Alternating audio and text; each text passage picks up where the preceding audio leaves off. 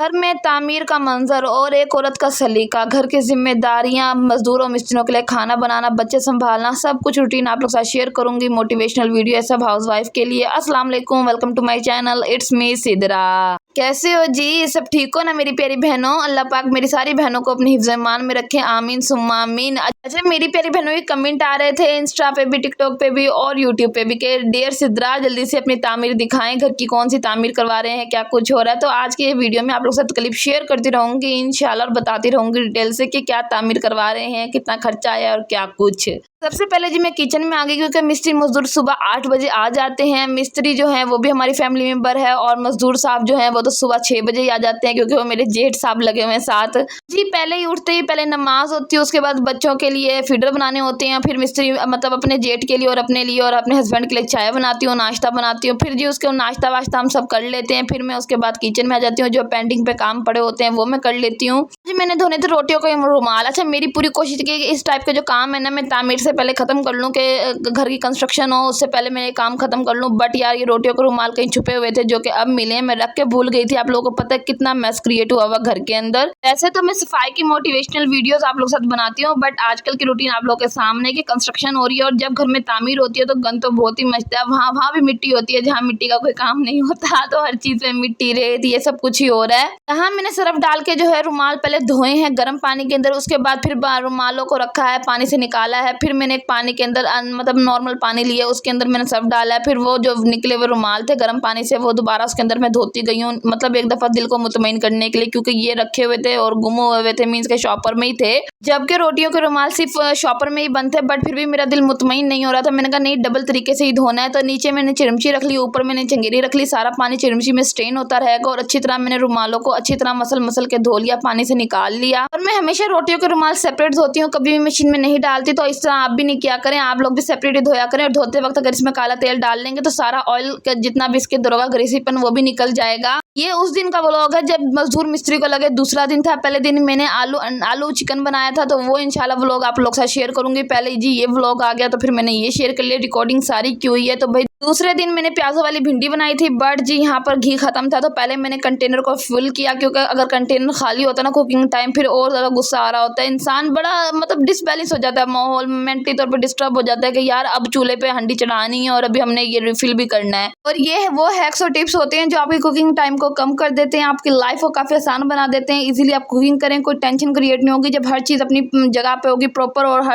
हर चीज़ अपने कंटेनर में होगी। और सब्जी भी पहले से पहले काट के रख लें जब मिस्त्री मजदूर लगे हुए हैं, क्योंकि आप यकीन करेंगे मेरा पूरा दिन काम में निकल रहा है। और मैं कहती हूँ अल्लाह ताला बस मुझे हिम्मत दे ही रखिए, क्योंकि अगर हिम्मत जवाब देगी ना तो सिद्रा भी बैठ जाएगी। बट यार क्या कर सकते हैं, घर तो बनवाने हैं ना, तो घर तो बनाना है तो उसके पीछे स्ट्रगल तो करनी पड़ेगी ना, थोड़ी मेहनत हमारी भी लगेगी। पूरा दिन किचन में गुजर जाता है, सालन रोटी के अंदर डबल सालन रोटियां बन रही हैं, उसके अलावा रोटियां 15 20 22 रोटियां बन रही हैं माशाल्लाह से। बच्चों की केयर, बच्चों का खाना पकाना, उनके पीछे भागना, उनको ध्यान देना, दरवाजे में ना खड़े हों, दरवाजे बाहर ना चले जाएं, चाय बनाना, बर्तन धोना, पानी के ठंडे जग बना के देना, कूलर बनाना, कटोरे भर के फ्रिज में रखना, निकालना, बच्चों के साथ पूरा दिन आप यकीन करें ऐसे ही गुजर जाता है मेरा। मुझे समझ नहीं आ रही, बस मैं कहती हूँ हौसले की बहुत ज्यादा जरूरत है। इस मरतबा हमारा आटा माशाल्लाह जल्दी खत्म हो गया था क्योंकि मजदूर मिस्त्री भी लग गए थे, तो माशाल्लाह काफ़ी रोटी एक टाइम में बन रही है। तो बस फिर हस्बैंड गंदुम देकर आ गए थे पिसने के लिए चक्की पे, और मैंने उसमें से सिर्फ 5 किलो आटा मंगवाया था फिलहाल के लिए। मैंने कहा चले बाकी भी मंगवा लूंगी।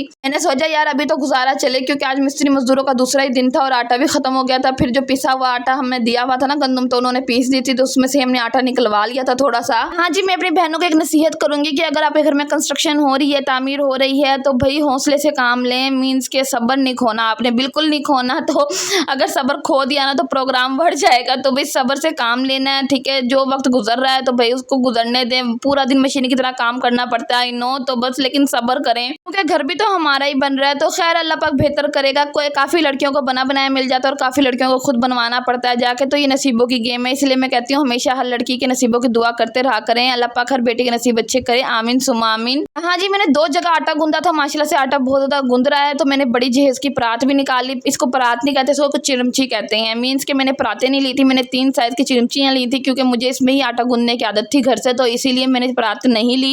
जल्दी गूंदने के चक्कर में इस बड़े साइज़ की चिरमची पे आटा चिपक गया क्योंकि ये गीली थी, तो बस मैंने सारा दोनों बर्तनों का आटा एक जगह किया और उसके बाद ये चिरमची धो ली थी कि मैं सारा आटा कंबाइन करके एक ही दफ़ा इसको गूंद लूँगी, मुक्कियाँ मारूँगी। थोड़ी देर के लिए आटे को रेस्ट दे लो ना ढक्कन ढककर, तो फिर उसके बाद 10-15 मिनट बाद दोबारा मुक्कियाँ मारो तो आटा बड़ा ही मुलायम गूंदता है और बहुत मज़ेदार सी रोटी बनती है। मुझे ना अपनी हरकत पे बहुत ज़्यादा हंसी आई कि मैं किचन में खड़ी ना काम कर रही थी और अपने आप को खुद ही हौसला दे रही थी कि मेरी प्यारी बहन सिद्रा हिम्मत करो, हौसले की बहुत ज़रूरत है, हौसला ना टूटने देना, सब्र करना पड़ेगा तुम्हें, कोई बात नहीं, मुश्किल का वक्त गुजर जाएगा। मीन्स के डिफ़िकल्ट टास्क हुआ है, फुल डे की डिफ़िकल्ट रूटीन हुई है, मैंने कहा अल्लाह पाक बस मुझे हिम्मत दे ही रखे, आमीन सुम्मा आमीन। तो जी फिर मैंने एक और बात अपने माइंड में सोची और फिर अपने आप को फिर तसल्ली दी कि सिद्रा आप यूट्यूब पे भी तो काम कर रही हो ना, इतनी मेहनत कर रही हो, इतनी मुशक्कत कर रही हो, डेली वीडियोस अपलोड कर रही हो, सिर्फ यही सोच के कि इंशाल्लाह किसी दिन कामयाब हो जाऊंगी, तो बस हिम्मत नहीं जवाब देनी चाहिए आपके, जिस तरह आप यूट्यूब पे लगी हुई हो ना सिद्रा, इंशाल्लाह बहुत जल्द मुझे इस चीज़ का फल मिलेगा, मुझे उम्मीद है, उम्मीद रखनी चाहिए, ठीक है ना, क्योंकि आपकी जब मेहनत है ना कभी रायगा नहीं जाती। ये अल्लाह ताला भी कहते हैं कि मेहनत करने वाले की मेहनत कभी रायगा नहीं जाती। और यही सोच के मैं यहाँ पर भी मेहनत कर रही हूँ इस घर में मिस्त्री मजदूरों के साथ कि इंशाल्लाह जब मेरा कमरा खड़ा हो जाएगा ना, कंप्लीट बन जाएगा, तो उस दिन मुझे बहुत खुशी होगी। बस आप लोगों ने मेरे लिए दुआ करनी है कि अल्लाह पाक हमें हमारे बच्चों के साथ इस घर में रहना नसीब करें, आमीन सुम आमीन। हाँ जी, हमारे रूम की दीवार उठ चुकी थी तो इस कमरे में आने का रास्ता खत्म हो गया था, तो हस्बैंड छोटी सी एक विंडो खोल रहे थे कि उसके अंदर से गुजर जाया करेंगे। खैर ये हिस्सा जो है मेरी नंद के हिस्से में, हमारे हिस्से में नहीं है। अपना ख्याल रखिएगा, दुआ में अपनी बहन को याद रखिएगा। अल्लाह के हिफ्ज़-ए-मान, अल्लाह पाक सब बहनों को अपने घर में खुश और आबाद रखे, आमीन।